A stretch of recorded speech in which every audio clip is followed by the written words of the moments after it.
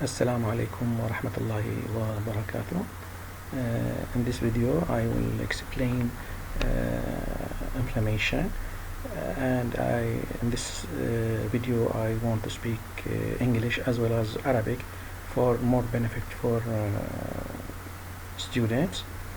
And our first entry for this video is to define what we mean by inflammation. Inflammation is a systemic response, and also it is a biological and protective response against invader like bacteria, wound, damaged cell, and irritant. And we must know that inflammation is not a negative process. It is a positive process, because in this process we defend our body against invader, against pathogens, against any trauma. So we have three main type of defense. The first type, or the first line of defense, is non-specific defenses, and this include skin, mucus, tears, airwax, and stomach acid. The second, and this is a barrier that these skin, mucus, tears, and the others are barriers that they avoid, they not allowed to pathogens or anything to enter the body. So we call it the first line of defense. The second one, we call it the humoral defense, and in this type, or this line of defense, mainly against extracellular pathogens and toxin. And the cell was responsible for this type of defense is B cell. B cell, one of the immunological cell in the body, and it secrete antibody. Antibody mean immunoglobulins, and we have here 5 immunoglobulin, each one responsible for specific pathogens like IgG, IgA, IgD, IgM, IgE. Ig mean immunoglobulin type A.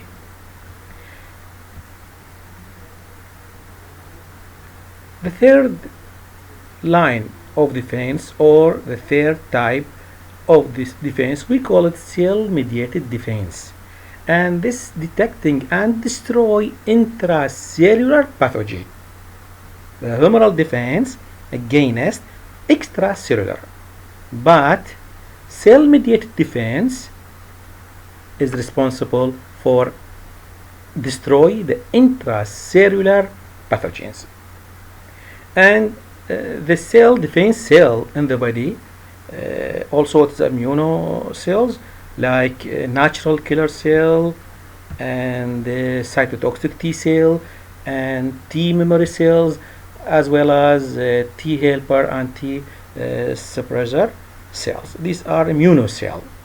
These are immunocell which defends against any invader or any pathogens. What are the sign of local inflammation? The first sign is pain, and pain related to or due to fluid pressure on nerve ending. When we have inflammation, there will be fluid accumulation, and this fluid cause pressure on the nerve end and lead to feeling of pain. The second sign is heat. That means the area become heat, mean increase in local temperature. Redness, the area become red in color, and this is due to blood flow to the area. And we have a swelling. This is due to, we call it edema, and this is related to or caused by accumulation of protein and fluid in the interstitial space. And finally, if the tissue cells will destroy, so they lose their function, due to the lack of nutrition. In this slide, here we found the main stage of inflammation. You see this is a section in skin, and when skin were attacked by sharp instrument, the bacteria and the surface will enter the site of tissue to invade the underlying tissue of the skin, and these bacteria lead to stimulate the mast cell to secrete histamine, and histamine act on blood vessel and lead to increased blood flow and vasodilatation. And when we have vasodilatation, there will be a leakage of fluid from the vessel to the attacked area, as well as the white BCs in amoebic movement will leave blood vessel to the attacked area and act to phagocyte the pathogens. And here you see this is the engulfing of pathogens. Here we see bacteria. So when the fluid accumulate in the area, it causes pressure on the nerve ends in the tissue, lead to pain. This is the first sign. And also when blood flow too much to the area and then it dilated and increased leakage of fluid, it lead to swelling or edema. And also this increase in blood vessel in the area lead to increase the temperature of the area, as well as some cells secrete interleukin, and interleukin is a thermogenic, lead to heat or increased temperature in the area.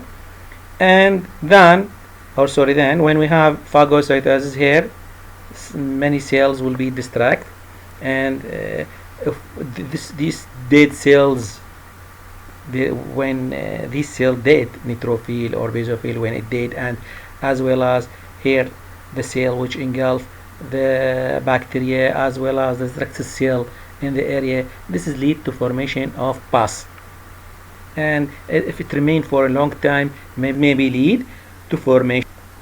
Now we must differentiate between two types of inflammation. One, we call it acute and chronic. What are the most differences between these two? In the causes of acute inflammation, either bacteria, pathogens, injury, or others, as we listed in the first slide. When we cannot remove the causes, the acute change to chronic. So chronic is a persistent acute inflammation. This is when we cannot relieve the cause, it convert to chronic. The cell in acute inflammation are neutrophil, basophil, eosinophil, and eosinophil if we have parasite, and basophil if we have anaphylactic or allergic stimuli, it responds to allergic stimuli. And if we had a primarily inflammation, we found the first cell in the tissue, in the damaged tissue, is neutrophil. But In a chronic, we found macrophage, lymphocyte, fibroblast, monocyte, and plasma cell. You see, the type of cell here different from the type cell in the chronic inflammation. The onset, we know acute immediately after infection. We call it acute, but if it delayed more time, we call it a chronic. Duration of acute maybe remain for a few days, but chronic maybe remain up to month or year. The final difference is outcome. In acute inflammation, maybe the tissue retained back to its become normal shape. The cell, the tissue will retained again to its healthy state. This is we call it resolution. Or maybe there is abscess formation, as I say, when the dead cell, bacteria and debris and damaged cell, all these we call it abscess. It make abscess or pus. And also maybe it changed to chronic inflammation. In chronic inflammation, what we found? We found tissue destruction and maybe fibrosis, formation of fibrin, and maybe necrosis. Necrosis is the damage of cell. Now, what are the main causes of inflammation? Maybe physical, and this is include burn, frostbite, physical injury, plant or penetration of foreign body. All these are physical, or biological, like pathogens, immune reaction due to hypersensitivity, or stress. This is a biological cause. Or chemical, maybe chemical irritant, poison, toxin, or other. And sometimes maybe psychological, like excitement or depression. Now, what we have here? We have some morphological type of inflammation. We have many type of morphological change in the tissue due to inflammation. The first one is a granulomatous inflammation. This is formation of granuloma, as in TB. As in TB, there will be, if we have TB, we found the lung have different granular shape like this. And this is the granular inflammation. And if we have fibrinous inflammation in the tissue, this is under microscope. This is under microscope. Here, this is a cross section in the pericardium of the heart. You see, here we found fibrinous exudate. This is accumulation of fibrin. This is, we call it fibrinous inflammation. And if the inflammation lead to formation pus or abscess, we call it purulent. Somewhere call it suppurative. This is here the dead cell, debris, blood cells, other cells. This is all these formed pus, and we call it abscess. We have ulcerative inflammation. This inflammation lead to sloughing of the inner surface of the stomach. You see here, this is sloughing. This area was sloughed, and this is may lead to ulcer. So we call it ulcerative inflammation. This is mainly occur in the stomach. We have serous inflammation. You see here the skin, and this blisters. This is contain fluid.